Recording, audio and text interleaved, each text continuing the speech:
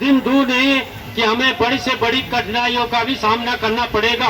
और जो ओडेगन का आपने नाम सुना था वो आपको फॉलो करना पड़ेगा। मैं ये आपको कहता हूँ, जो कि रात और दिन दोनों पाली में काम चलेगा।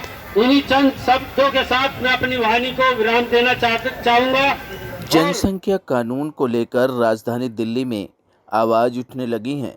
लोगों की मांग है कि देश में बढ़ती बेरोजगारी और जनसंख्या पर केंद्र सरकार और राज्य सरकार कानून बनाए ताकि भारत में हो रहा जनसंख्या विस्फोट को रोका जा सके। इसी बात को मद्देनज़र रखते हुए राजधानी दिल्ली के जंतर मंतर पर दिल्ली वासियों ने धरना प्रदर्शन किया और सरकारों से मांग की कि जनसंख्या कानून हम दो हमारे दो का समाधान हो सके। जनसंख्या बढ़ने से बेरोजगारी की समस्या उत्पन्न होती है।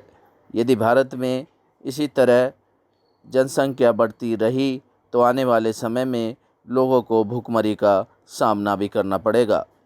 क्या कुछ कहना था इन प्रदर्शन करने वाले लोगों का, देखिए रिपोर्ट। मैं जब 2014 में सरकार आई तो लोगों को उम्मीद थी कि 2 बच्चों का कानून, जनसंख्या नियंत्रण कानून देश की सरकार बनाएगी, लेकिन आज 7.5 साल बीतने के बावजूद भी सरकार अभी तक कोई कानून नहीं लेकर के आई है। मैं देश की सरकार से कहना चाहता हूं, तमाम समस्याओं का समाधान चाहते हैं तो इसमें तत्काल कानून बना करके उसको भारत और भारत का कानून और संविधान को तमाम लोगों को मानना चाहिए। जो लोग नहीं मानेंगे उनके खिलाफ कार्यवाही होगी। पूजा की जगह पूजा, नमाज की जगह नमाज, राम राम की जगह राम राम और वालेकुम सलाम की जगह वालेकुम सलाम होगा, लेकिन नियम की जगह नियम फॉलो करना पड़ेगा इस देश के लोगों को।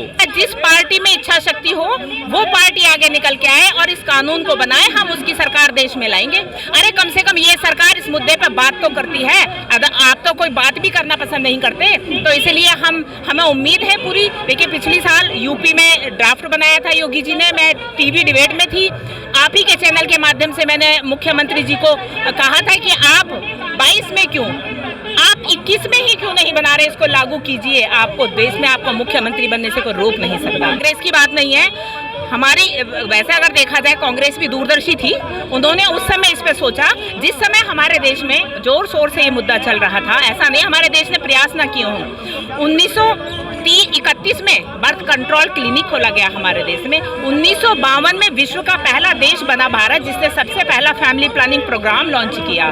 लेकिन दुर्भाग्य हमारे देश का, सबसे पहला फैमिली प्लानिंग प्रोग्राम लॉन्च करने वाला देश आज सबसे ज्यादा पॉपुलस कंट्री बन चुका है।